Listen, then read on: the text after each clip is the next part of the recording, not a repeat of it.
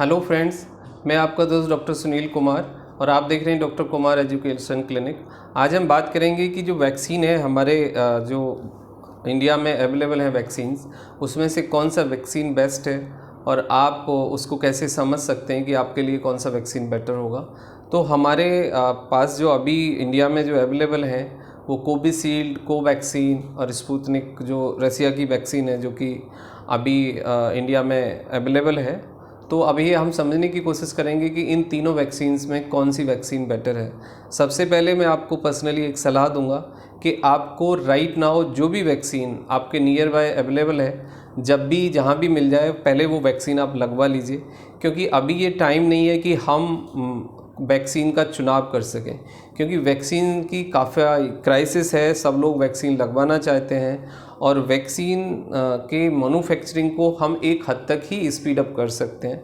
यानी ऐसा नहीं हो सकता कि आज 1 करोड़ डोज बना रही है कोई कंपनी, कल वो 5,000 या 10 लाख करोड़ डोज बना देगी, क्योंकि उसके एक रॉ मटेरियल का इशू होता है जिसके लिए हम दूसरे कंट्रीज़ पे डिपेंडेंट है। उसके साथ साथ फिर उसके अपने कुछ और भी एक्सपर्टाइज चीज़ें हैं जिनको दूसरी कंपनियों को नहीं दिया जा सकता है और उनसे वैक्सीन नहीं बनवाया जा सकता है। वैक्सीन बनाना एक एक्सपर्टाइज साइंटिस्ट का काम है जिसको हर कोई नहीं कर सकता।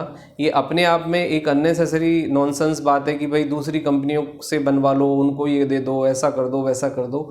ये सब पॉलिटिकल या फिर ये एक पगडंडा वाली बात हो सकती है, लेकिन वैक्सीनेशन की जो प्रक्रिया है वो बहुत ही साइंटिफिक है, बहुत ही स्पेसिफिक है। उसके लिए एक्सपर्ट चाहिए, उसके लिए एक साइंटिस्ट का पूरा ग्रुप चाहिए, उसको प्रॉपरली मॉनिटर करना पड़ेगा। अदरवाइज़ वही होगा जैसे ऑक्सीजन में हुआ, कॉन्टामिनेटेड ऑक्सीजन और ऑक्सीजन की मारामारी के कारण कॉन्टामिनेटेड ऑक्सीजन आ गई या लापरवाहियाँ हुई, उससे कोविड तो कंट्रोल में आ गया, लेकिन फंगस के केस हमारे सामने खड़े हो गए।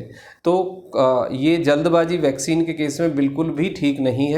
तो आपके पास जो राइट नाउ अवेलेबल ऑप्शंस हैं, जो भी वैक्सीन अवेलेबल है वो आप लगवा लें। कोविशील्ड और कोवैक्सीन्स का लगभग फॉर्मूला एक जैसा ही है।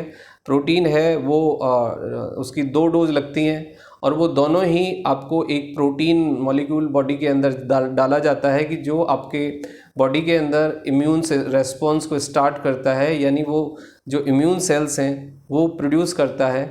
ये एक दोनों का लगभग एक जैसा है। स्पुतनिक के जो 2 फार्मूले हैं वो दोनों डिफरेंट हैं और वो ये कहते हैं कि वो 2 डिफरेंट फार्मूले के कारण उनका कवरेज बेटर है और उनका इम्यूनाइजेशन का जो कवरेज है वो दूसरों से बेटर है, यानी वो 92-93% तक क्लेम करते हैं।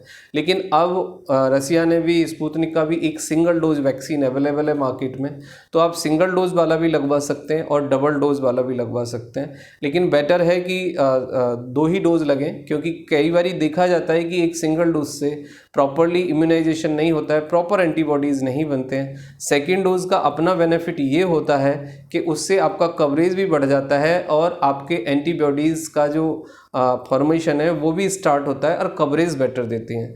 तो इंडियन सेटअप में कोविशील्ड और कोवैक्सीन बेटर ऑप्शन है जहाँ तक मेरी क्लिनिकल नॉलेज है। बट जो हमारे पास राइट नाउ 3 ऑप्शन है, तीनों में से जो भी ऑप्शन आपको मिले वो आप लगवा सकते हैं, क्योंकि कोविशील्ड और कोवैक्सीन थोड़ी सी सस्ती हैं और स्पुतनिक थोड़ी सी कॉस्टली भी है और वो प्राइवेट मार्केट में आजकल अवेलेबल हो गई है। गवर्नमेंट सेटअप में शायद स्पुतनिक नहीं है, तो आपको कोविशील्ड या कोवैक्सीन ही मिलेगा।